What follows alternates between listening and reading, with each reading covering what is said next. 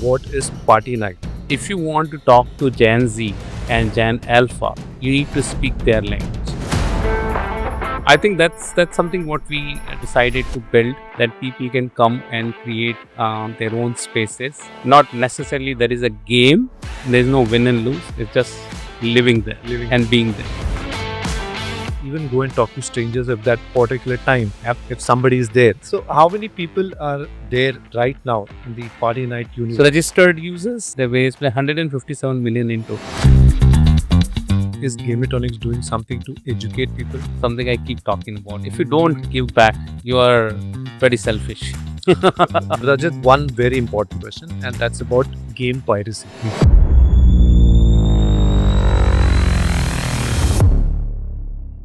Hello gamers, we have a very special guest tonight. He is a gaming freak and has been playing games for years now. He did his engineering with just one focus, that he will develop a game himself. He's in the advisory board to IIT Mumbai, IIT Jodhpur and more than 50 gaming companies. The man behind the most popular metaverse game, Party Night. Let's talk to Rajat Ojha. Welcome to ScorpionSpeaks, and it's really a pleasure to have you on this show. Can you explain our audience what is Party Night? Party Night is a 3D immersive place where people hang out, people do things that they won't do here, or they cannot come together, places like that. So that's non-technical. You want to know technical? It's a metaverse.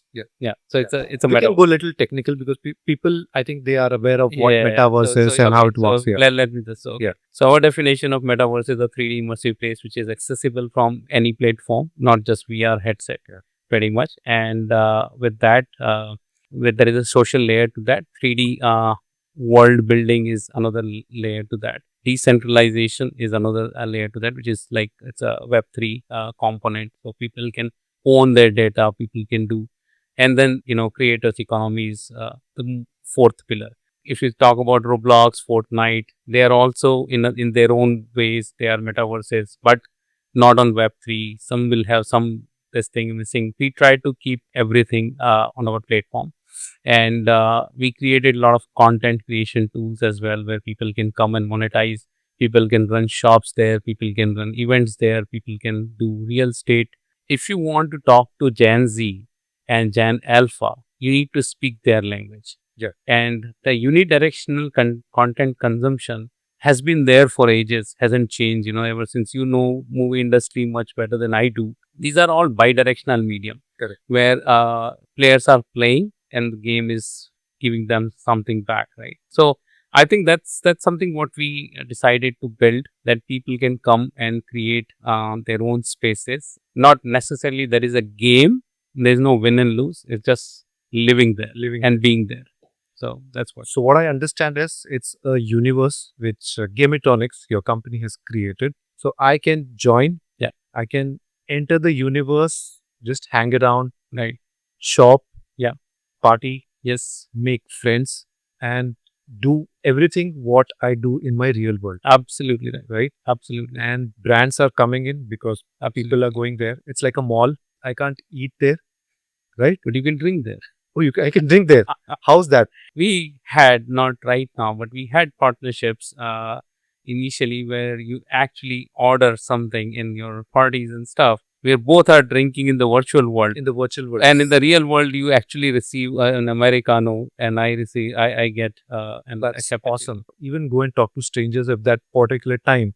If somebody is there existing and I just want to start a conversation, I can do that. It's much more safer. So you have friends, follow, all those kind of features are there on our platform as well. So we just probably meet as stranger. We start talking games and 3D and all that, and suddenly we realize this guy is legit. I should be his friend, and then we are connected now forever. Wherever I'm going, you just say I want to be with Rajat all the time. So your avatar is always following me.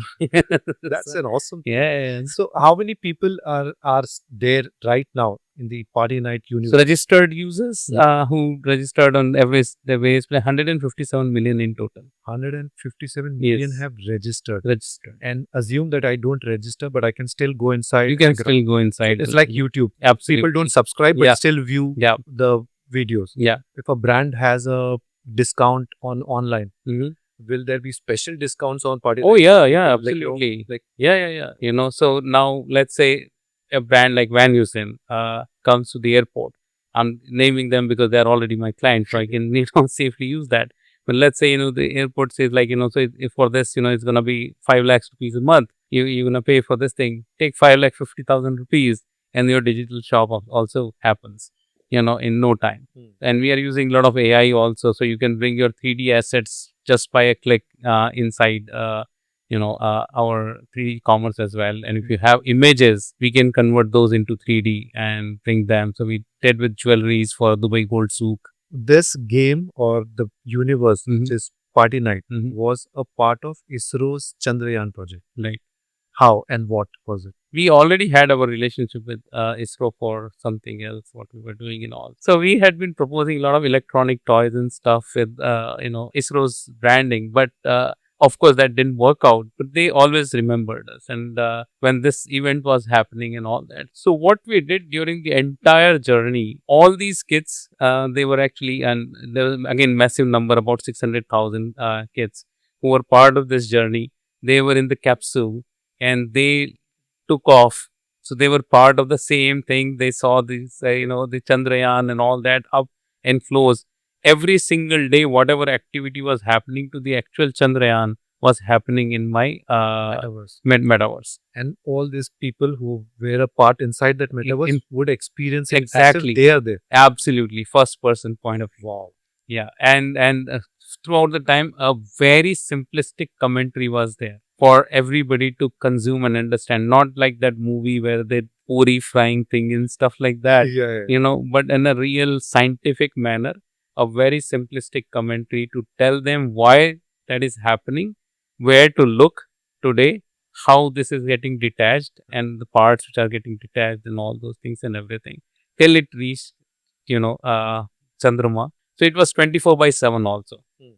Anytime you log in, you are there in that capsule. You see today, you can ask what is going to happen today. I missed out yesterday. Can you please tell me what happened yesterday and why? Can talk. Exactly. Because Somnath was also directly involved in this entire thing, which was very, honorable thing for us basically. We are like gamers, right? We love violence, and suddenly you're using your tool to actually giving a very meaningful education and involving the entire community in such a manner. So it's like our proud moment, basically being part of that entire thing. So we wanted to reach out to Gen Z. We wanted to make, and after that, if you see, ISRO has actually come up with their merchandise also. Oh, is it? Yeah, they did. Yeah, they did. Not through us though. Okay. But at least that happened. Yeah. So I think they realized. So one of the big thing which we both should understand, and we know it actually, is that why metaverse is needed and why it is cool is fine because it's game, it's all that. But one thing which is very important, it's 3D.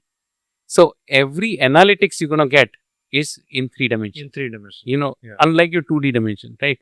YouTube, you do something, the system gets to know. But you don't, system doesn't get to know. Yeah. Here, system gets to know that you didn't. You did, yeah. Where you looked, where you didn't look. Which side you actually, probably tried to do something and you just pulled back. All kind of, it's 3D. So spatial analytics, what you get is massive. For any brand, the analytics today, we all understand is the primary factor, right? Understanding why we need it. So you gamified the entire experience of Chandrayaan from takeoff till I think how many days? 43 days. 43 days. Yeah. Anyone who just logs in and can experience absolutely 30th day, 70th day, whatever experience, what's actually happening. Absolutely. I mean, like, the Party Night name sounds like just party. There's so much to learn. Exactly. And get education in the metaverse. Yeah. So there is an origin story. Can I? Yeah, absolutely. Okay, please, sure. So why Party Night? So India's largest private sector bank, I reached out to them. I'll not name them because they told me not to name them. Okay. No problem.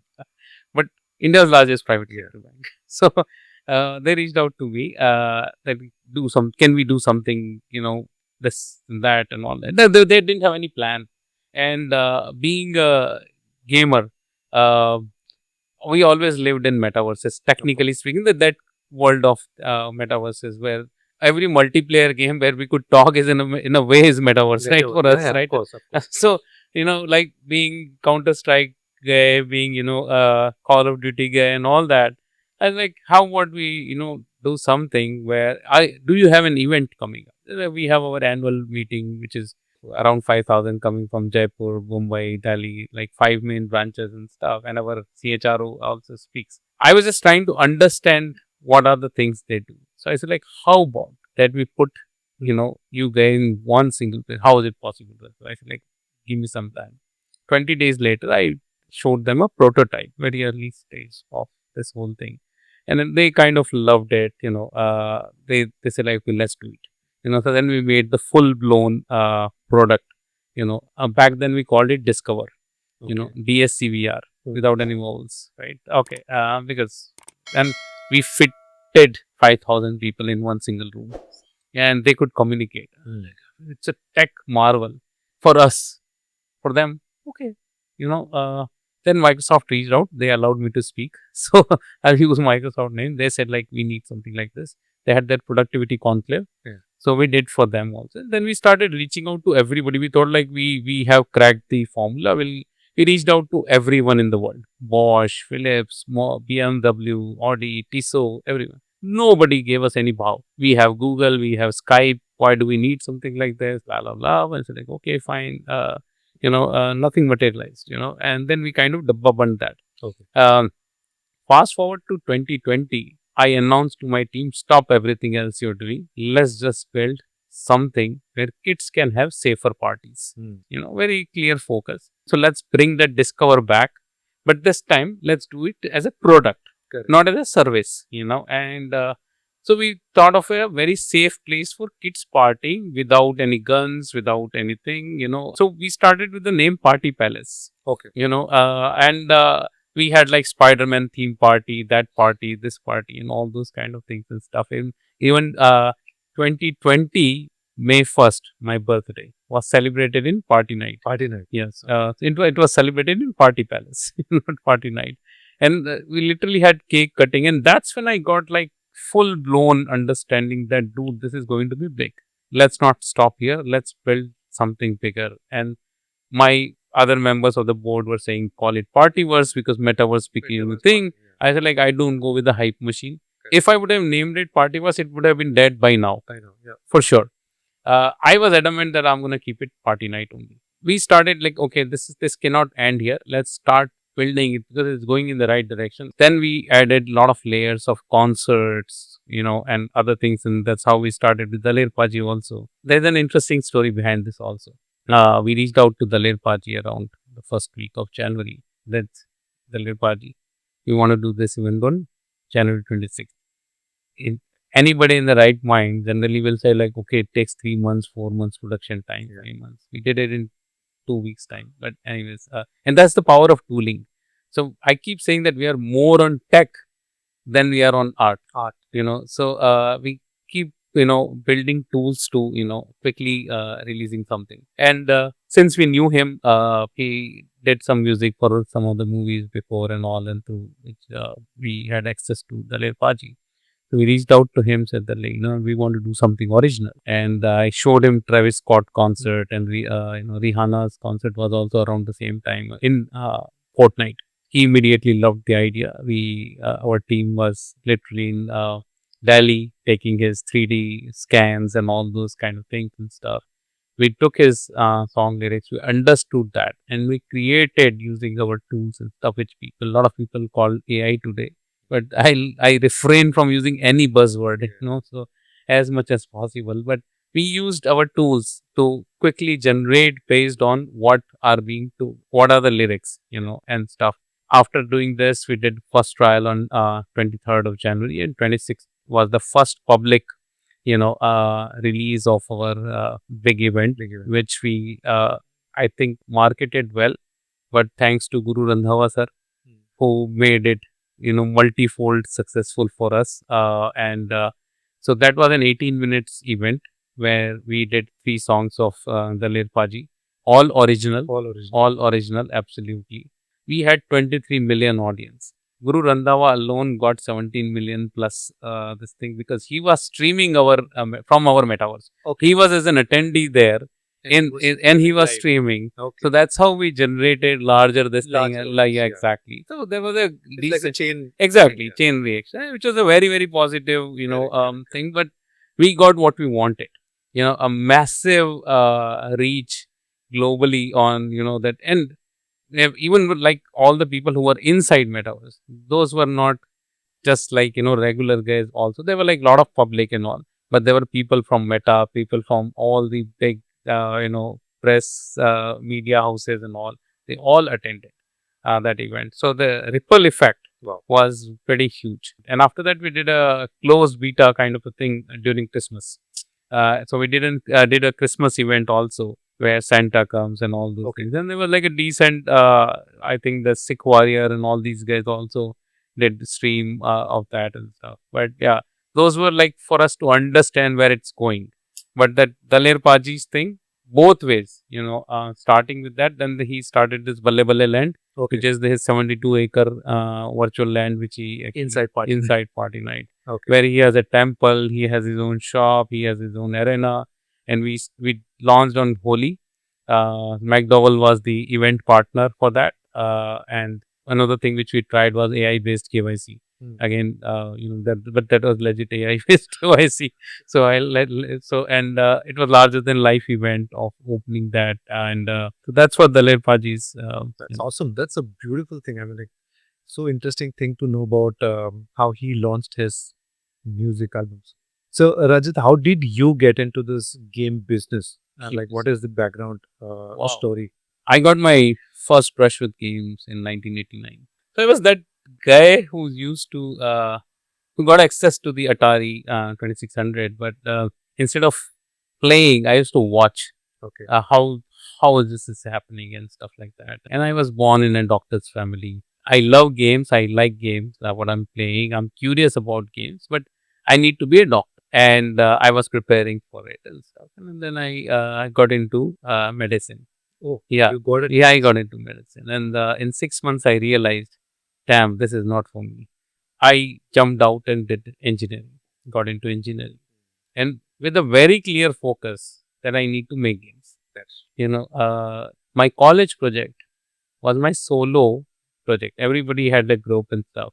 Everybody made banking library or this thing. We were part of a very prestigious college in Delhi College of Engineering. So I made a game. Yeah, and it was top-down Doom. So I keep calling myself a product of Doom in Star Wars. Okay. So because when I played Doom for the first time, I realized अब तो यही करना बस अब हो गया बाकी सब चीजें यही करनी है और इस मतलब पीछे पड़ना है इसका तो I was very clear, so I made that game and I pushed it on Arnet, which was the education research network. Back then, internet wasn't a thing, and I got pretty good response from the world over. From the world over. Like Arnet was like connecting all the universities and academies and stuff like that. And I got pretty good response. And they like, okay, this is it. I was one of those guys who was never interviewed for a job. I was picked. Yeah. So what you see today, like, you can play Fortnight on console versus a guy playing on PC. Right. Yeah. Initially, it was not there and all that. So that thing we did in 1998, 97. I kind of enjoyed the entire process. I joined multiple companies, and then in 2006, I joined a company where we were using game technologies and stuff to build defense simulations, and Zen technologies in India. And that's where I learned the business aspect much closely because I was given the role of general manager. Then I became the president of their entire thing, working to games and all. But I think, so realization that I'll make games to being part of some of the biggest games in the world today in all different capacities, as game director also, as the tech director also, and all that. That thing which got seeded back in, those days, I can call myself lucky as Sachin Tendulkar that I'm being paid for something I love the most. Love to do it. Yeah. The most. I don't like, even till date, I don't like anything more than playing games. I don't call myself, I became such a big, busy entrepreneur or something that I don't have time to play. If you don't have time to play and you became a big entrepreneur, it doesn't matter. If you don't have time for the hobby you got into for, it doesn't make any sense. So I play pretty much all the games even today. And sometimes I play multiple times also to understand, to do the post-mortem, to do the analysis of that. So I think that kept me going also, because being at the pace of this thing. So I don't see myself not necessarily an Excel sheet guy. I'm more of a product designer guy. Product design. Yeah. I love to see those big ideas getting unfolded. Creation is my kick. And that's what I created back then, and that's what I'm doing even now. You know, and sometimes I feel like you miss out being as an entrepreneur. So very recently, what I did, I have like 4 systems at home today, and thanks to all the AI tools like Cursor and all those like coding and the 3D things and stuff, I started building games all over again on my own, other than my team and this thing. So you were doing it. Yeah, so I built 3 games in last a month or so. And those are the games which had been idea for a long time. Yeah. And I'm not vibe coding because I'm a coder first, but I can do take the support of AI, and with the 3D tools and stuff which are there and all, I am able to create something, and I'm just loving this entire new life of mine where I'm like building all over again. All over again. Yeah. Awesome. That's the reason I keep going in this industry. I don't stop. That's Because and you're going since then and even now. How's the game market in India currently, and for game consumers Mhm. and game developers? Mhm. So what is it now? So technology has become very accessible. Game engines, uh, the other tools are subscription based, very accessible for people. There is so much, thanks to YouTubes of the world. There's so much information up there, which was not there back then, right? So I would say democratization has happened in the development as well, and that's one of the reason why people are there is a lot of adoption. There are a lot of game developer networks and groups and stuff I'm part of on various things and stuff. I've seen those numbers from tens to hundreds to thousands now, and there's a definite reason, because it's accessible. People always knew that they loved that art. Not everybody could afford it. And even the PCs were expensive, the technologies were expensive, the information was so limited, examples were so less. So suddenly there is a big, huge, and there's so many indie games being made now in India, right? So wherever you go, whichever city, you'll always find few studios there. This is the indie movement which is happening, and people have realized that if you can actually keep the cost low, there's a high probability of getting success.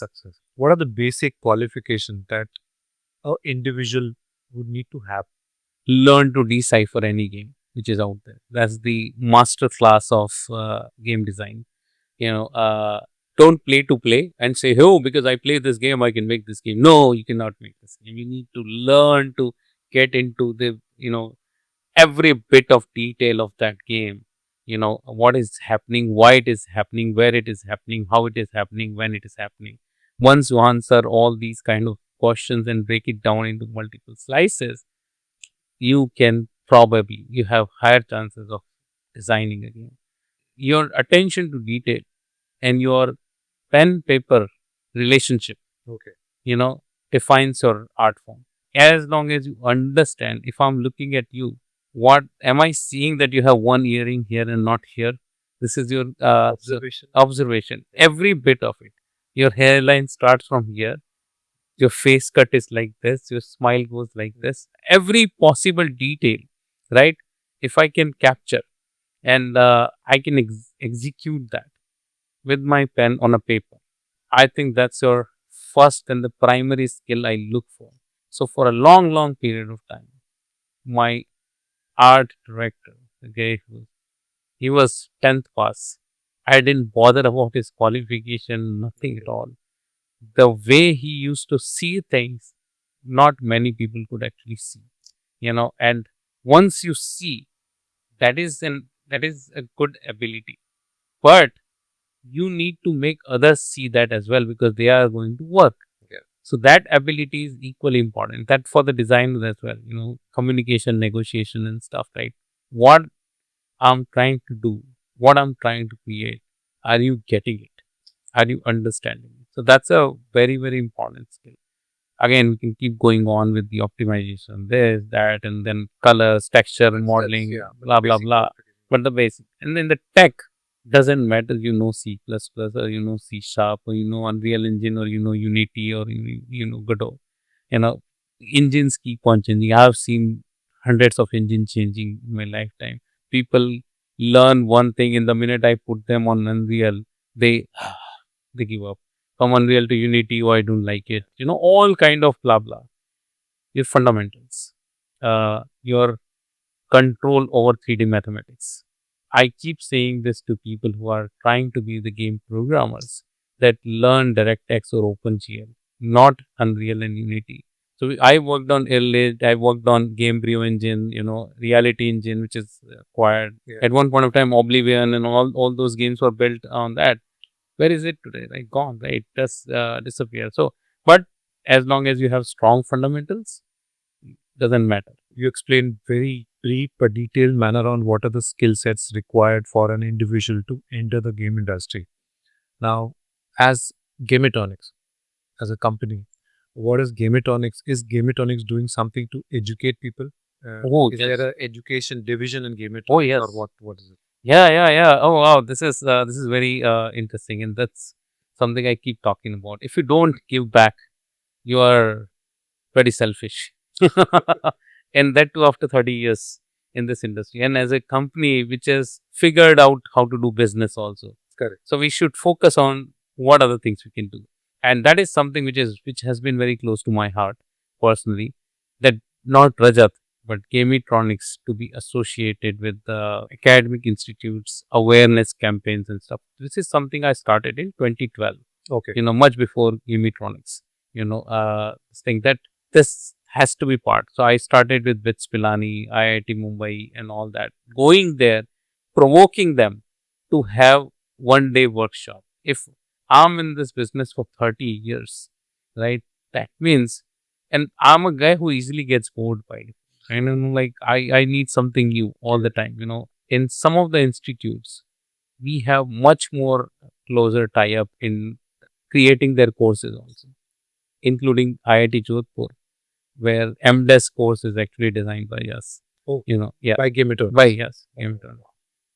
Even more now in Mahindra University, which is one of the decent university. Not just we made the course, we actually operate their course also as Gamitronics.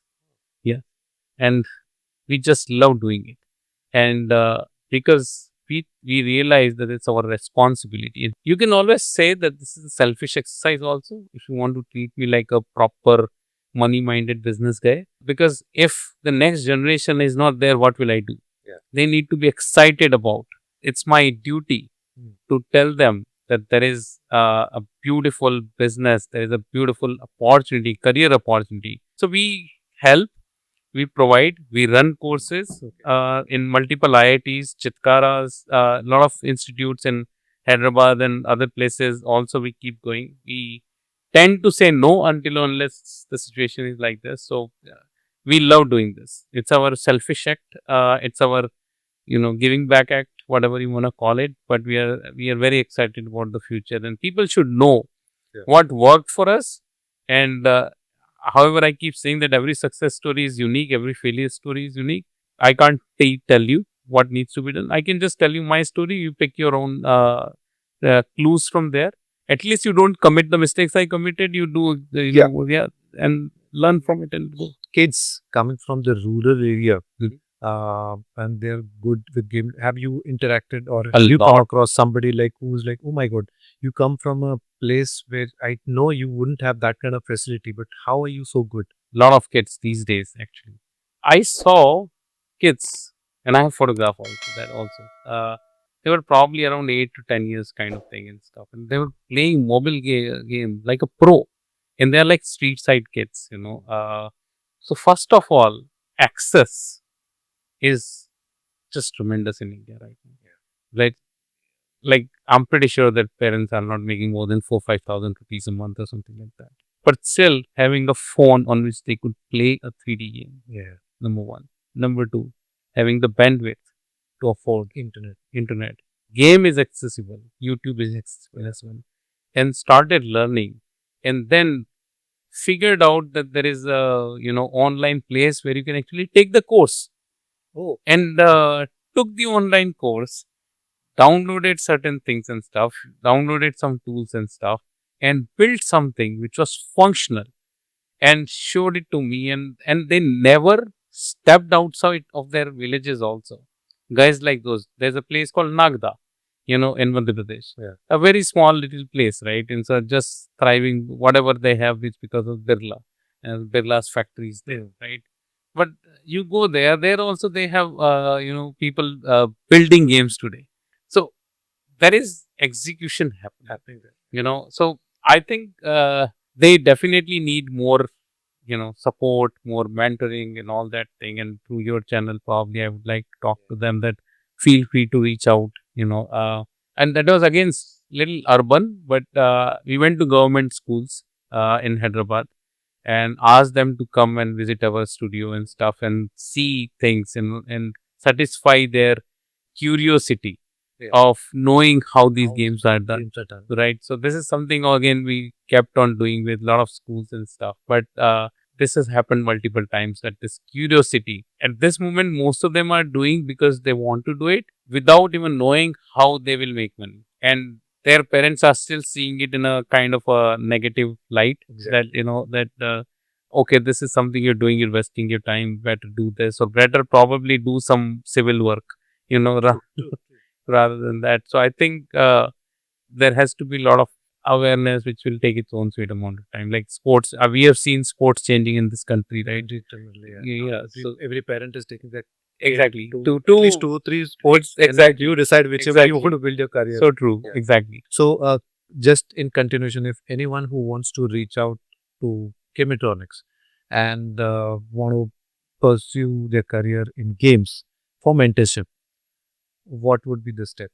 I'm directly accessible. Okay. Social media. Rajat at Gamitronics.com. I am at RajatOjha.com. Reach out to me directly. I'll connect within my entire system. I have some fantastic people who can help you out. We share a lot of information on our channels and stuff. But at the same time, while you are building something, start sharing with, us and other studios and stuff. Be absolutely shameless. We know the entire journey.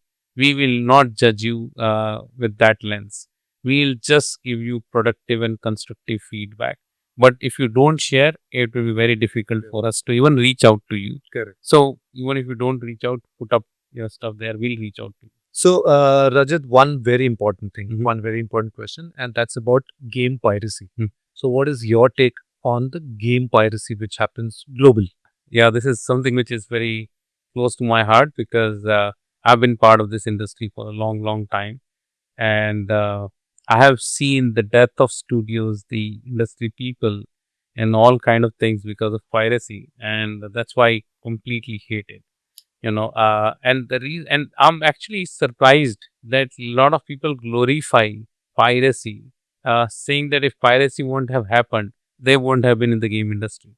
Okay. My thing is that even if you can't afford all the games, at least you can afford one game or two.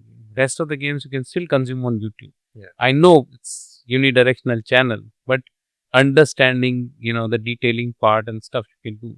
But one game you can pick which you actually want to experience inside out. And you can spend money on that instead of pirating that. Because people say it's digital, it's, it's not considered. For me, it's like if I buy the shoes, I spent my money on that and you take it away. That means you've taken my money. Now, whatever number of copies, I know that there can always be debate about that and stuff. But once it's out there, my money has gone in making that thing. You just take it away without giving me back anything back. That's wrong. And today, thanks to all these subscriptions of Microsoft Pass, Game Pass, PlayStation subscription, the PSN and all those kind of things, 4,000-5,000 rupees you get year long, endless games, collections and stuff. I think piracy is absolutely bad. You're probably creating a job closure somewhere or a studio closure somewhere. I know people, they while eating also they're watching gameplay videos. Like, so be that guy. My If you son can't- does it. Yeah, My so if son you does. like, absolutely. So if you love games, for the love of games, come on, like just play, watch them endlessly. You're not paying anything. You're just watching few ads or buy a YouTube Premium. If you don't want to buy that as well, watch some advertisements and keep watching those videos and keep learning. Make notes, throughout the process. Why are you just like, pirating? So I think it's very bad. I'm very, very, very, very against that. Detective Dotson, India's game, right? Available for 200 to 50 rupees. People have this mindset that if I want to play this game, I will download from somewhere and I will play for free. 250 rupees. Yet today, we go out, Starbucks, we spend 600 rupees for your coffee. Correct. That just gets, assimilated in your system and done. You don't even recall. After like 3 hours, it's gone. Right? And here, there is an art form created by this guy in Ahmedabad. First of all, not even tier 1 city, tier 2 city. Everybody knows about it because Rishi Alwani did a great job of, marketing it also. But still, nobody, there's decent sale. I'm not saying. But is it 500 million? Is it 400 million? Is it 100 million? Is it 10 million? Because we live in the world of convenience where piracy is our convenient thing because we think it's not theft. Yeah. So everybody, India, but then when Indian thing comes out, They know. What is the reason? Like people still prefer to play international games and not Indian games. Is it that still there or things have changed? yeah, it's still there. Yeah. It's still there. They do prefer to buy an Indian game and play because it's Indian. The thing is that because a game is a game is a game is a game. A good game is a good game. Yeah. A bad game is a bad game. So it doesn't matter where it's coming from. Detective Dotson, it's taking India vibe, not necessarily it's marketed as Indian game also, right? I'm a big fan of that game. So I don't come from that narrative also. And I have been saying this for last 10, 15 years, saying because some of the poster boy of the era, they used to mention that India will play India's game and stuff. Are people playing 4G more than PUBG or BGMI? I doubt it. Absolutely not, right? So it's not that they don't want to. A lot of people gave chance to play that game, right? It's the same thing, coming back to the same thing, understanding the depth, understanding that it's not just. Maybe they just wanted to create a new game immediately and did it. Absolutely. They didn't spend that time to Exactly. explore Exactly. and make it different than Yeah. or something different Yeah. or something appealing than what PUBG was. PUBG was, exactly. So that's where I think we miss out on, so I invest as well. So every day we get, Uber of India, DoorDash of India, this of India. India is the land of millions of problems, right? Like, why we are not thinking of the local problems? Similarly, we can always create a local sentiment thing and make it for global audience without even saying India ka game for India and all that. Yeah. People in India consume the same games what the rest of the world consumes. If you make a game what the rest of the world consumes today, similar standards, similar, they will play. Like Animal Well, it's not an expensive game to make. It's an easy game to make. But very well done game, made so much money. All that kind of indie game proper. India can easily make games like that. Yeah. But we don't. Because we fail at that initial point where we lack the depth and the will to get to that detailing. AAA jayenge, wo jayenge. People are making 2D beautiful games and all those kind of things. So you need to understand the hook, and all that. One thing that was running in my mind as a typical Indian parent, when they feel that kid is playing games, investing so much time on games, so the first thing they do is stop that kid from playing a game because they feel it's very addictive. Of course, games are addictive. Yeah, but then what would be your advice to a parent like this? And also your advice to the younger Gen Z kids. How should they take care of themselves as well as their time, and how much should they play or whatever? I don't know. There is a Yeah. I understood the question. Yeah, for it. But what advice This would you give? is something I started doing lately. Lately means like since 2016, 17 onwards. That whenever there are kids events are happening, I make sure that there are parents events also happening. Parents need more education than kids needs. I started in Newtown School in Kolkata. That was the first time I did that. It was a kids event only. And then I said, no, please invite parents as well. Then I did it in Chitkara and other places. And I kept on doing this also, that make it mixed event. I was just like any other parent, I was like access to all the games in my house, and buying, and my kids playing every game in the world, including GTA. One fine day, we were just having this smoke, game, like he was shooting at me, I was shooting at him, and stuff. And he shot at me, and like I fell down. He came and started hitting me like this. I was like, what is going on? That's what he does in GTA. It's like, what?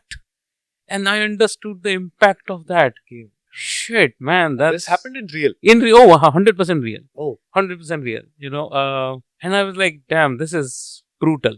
I didn't expect that how these things affect.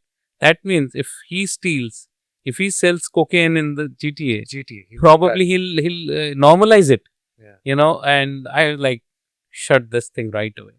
And I was one of such house which had every game. In the physical world, there is a photograph, used to be my LinkedIn thing before and all. But good that it happened. I keep saying that, sometimes when diabetes happens, it's a good thing. It gives you early trigger that you need to get your life on track and all that. I got in 2012. I was like typical that American cheeseburger guy and all that and stuff. I started running, and I controlled it. That never came. So that early warning when it happened with my kid was like immediate light bulb moment for me. And I started focusing on, what game he should play. So that was the first sanity check, that what game. And I kind of instilled this practice in my kid that he never took, even when he was 12 and the game said 13 plus, he never touched that game. So this is a parenting thing, what parents need to do. Kids can not do anything about it. Yeah. You need to probably educate them that this is not yours. If you're not 13, do not take it. Thank you so much, Rajat, for being with us here and sharing your insights on games, especially the Party Night, which I think none of us and most of us, I wouldn't say none because there are so many million people who are already a part of it. Thank you so much for having me. Thank you so much for your kind words. Thank you so much. Thank you so much. Thank you.